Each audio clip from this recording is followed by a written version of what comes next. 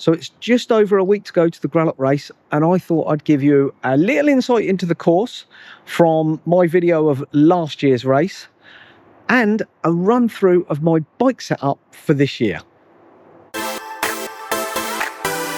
As well as the Gralloch being the best organised event I've ever attended, with the best atmosphere, it also has one of the most fantastic courses I've ever ridden in gravel.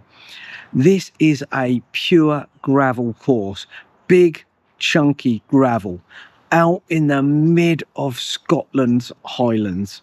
Well, lowlands, I guess, but you know what I mean. You're out there, it's isolated, it's desolate. You really feel like you're going back to nature, and it's just unspoilt terrain.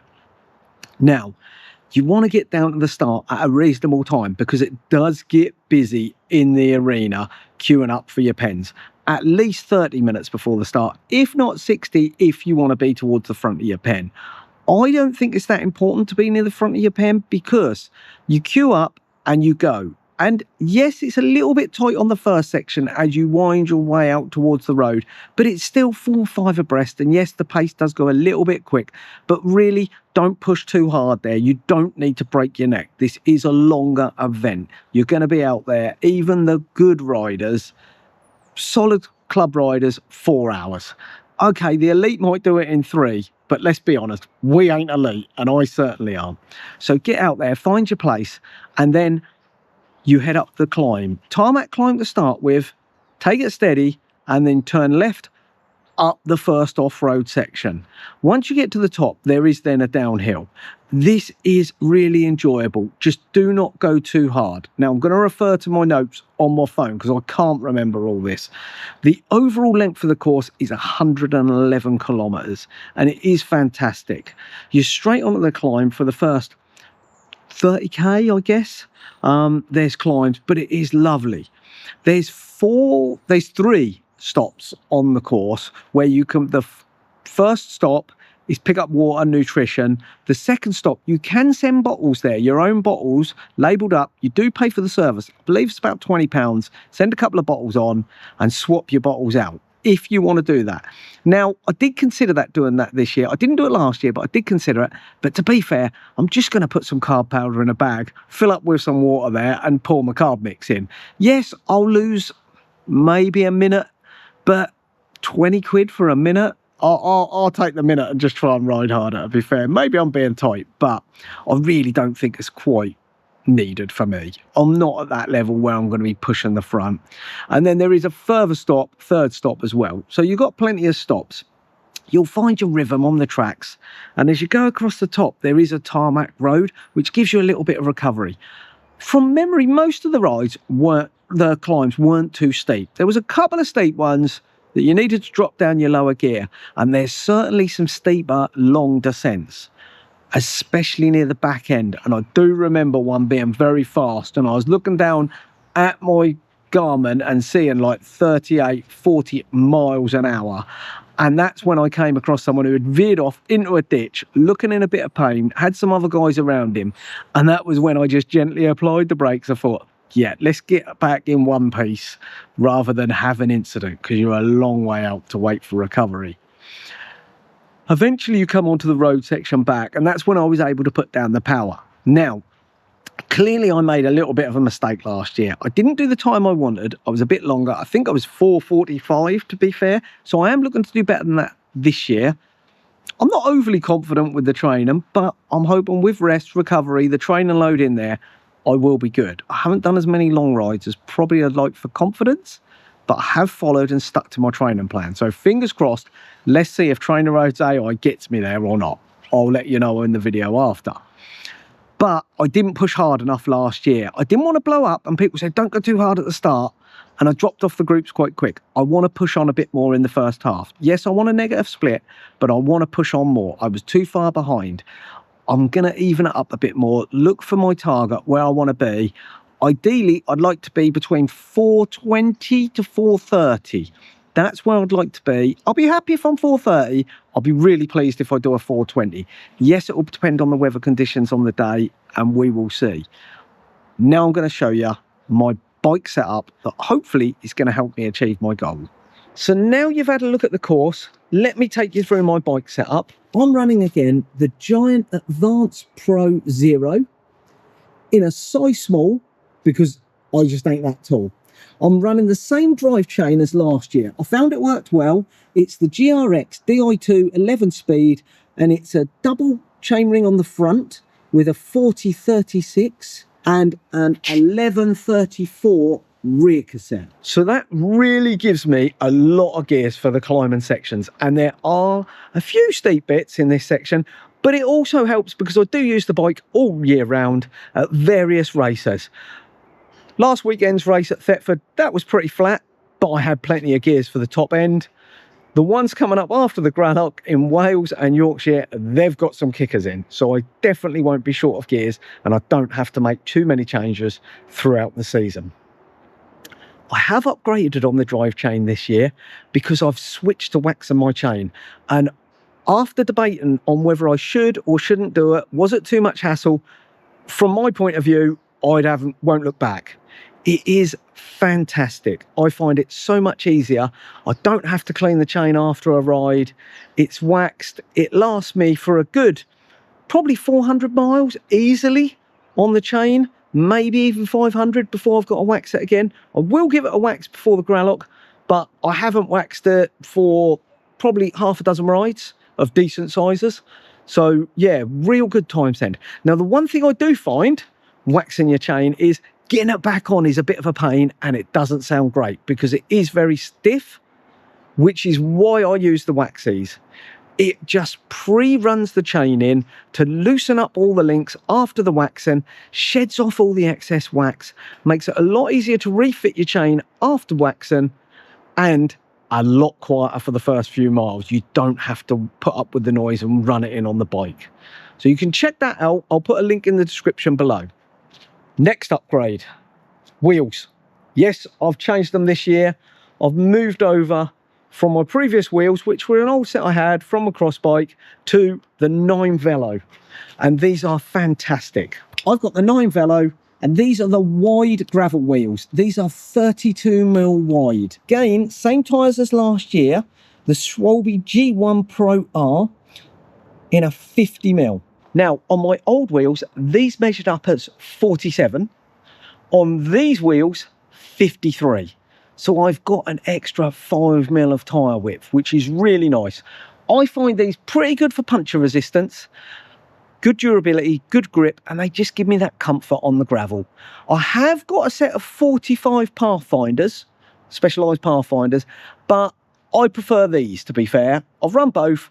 If it's quite a bit of tarmac, then yes, Pathfinder's definitely better. I did run them when I was doing the South Wall Roubaix. They worked well for that. But where there's more than 50%, 60% of gravel, these are definitely my choice of tyre. Again, I've got the Vittoria tyre liners in there. They just give me that sense that if I do get a major puncture, I can ride it with it totally flat with those tyre liners. It will do it. It's not going to be fast, but it will get me to a service station where I can pick up more tyres. There are more tyres on course, but last year I did hear some horrendous stories of people going through 2 free tyres, maybe having a couple of miles walk to get to the service bit. It could be a real mission. I didn't want to risk that. Now, next upgrade. This one's quite a big one for me. I fitted a Redshift suspension seat post. This is the Pro Race one. Now, I didn't really go for it for weight. I went for it because it only had 20mm travel, and already on the rides I've used, so much more comfortable.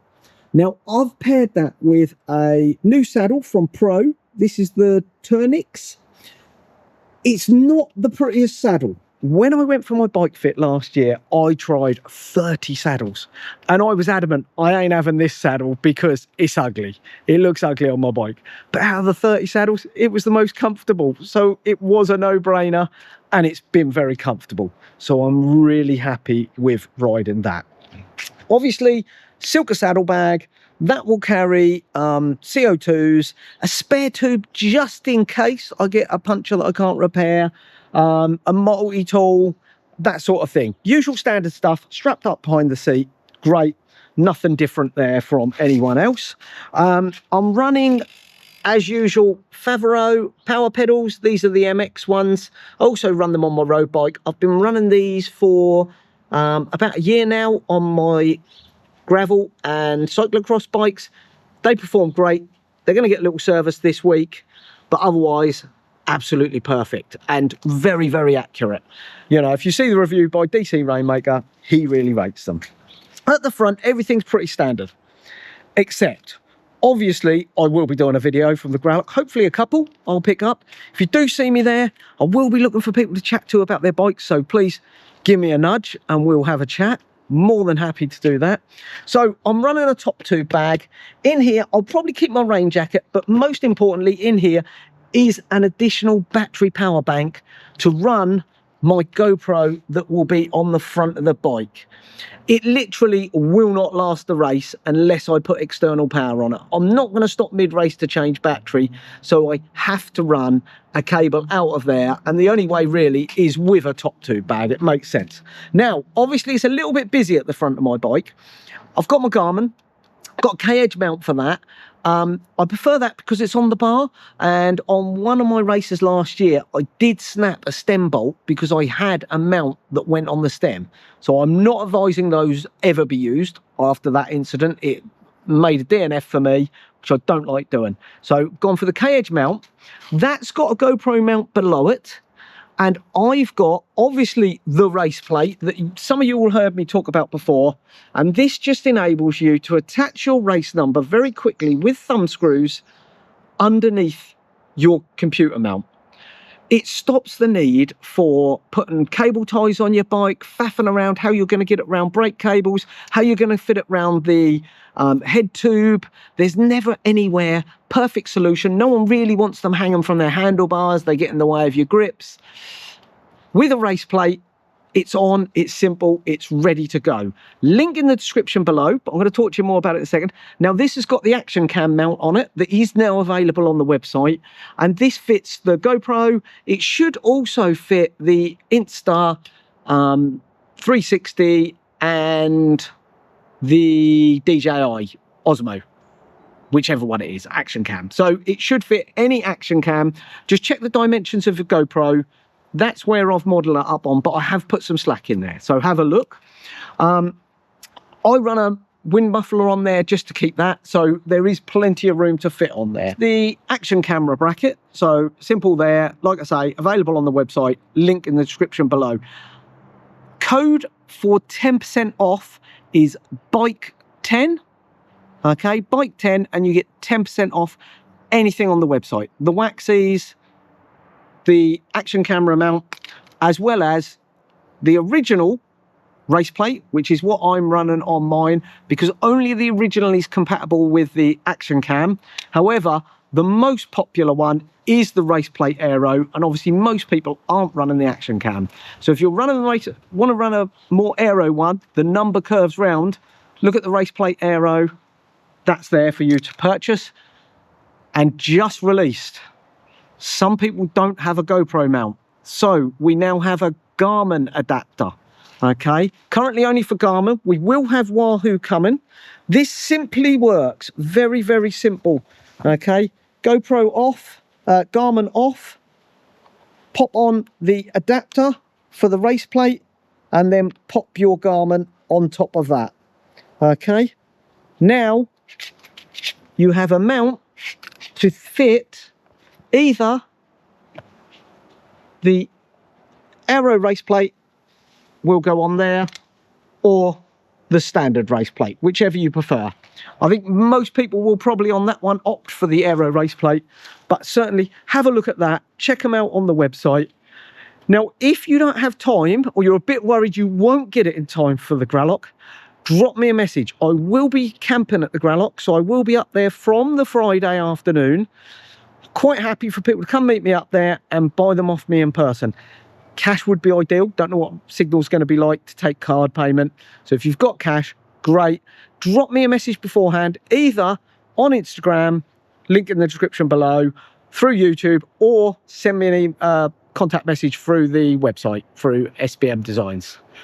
Hopefully you found this useful with my bike setup, obviously it will be a little bit different. Now, as well as my bike setup, one additional thing, I'll be running a couple of bottles for carbs, but I'm also running the Restrap hydration pack. Changed to that this year. This is its first outing, so I'll let you know how I get on. 2 litres of fluid on board, but also I can put a little bit of extra clothing in there. Weather doesn't look amazing at the moment, so I don't mind if I carry a little bit extra jacket. I want to be warm. I want to enjoy the event. If you do see me at the event, come say hello. I love speaking to people, love hearing the feedback. If you've got any comments for me, tips that I could do for the race, let me know. But most importantly, make sure, stay safe and have a good race yourselves. If you haven't already, please subscribe to the channel. It really does help me out.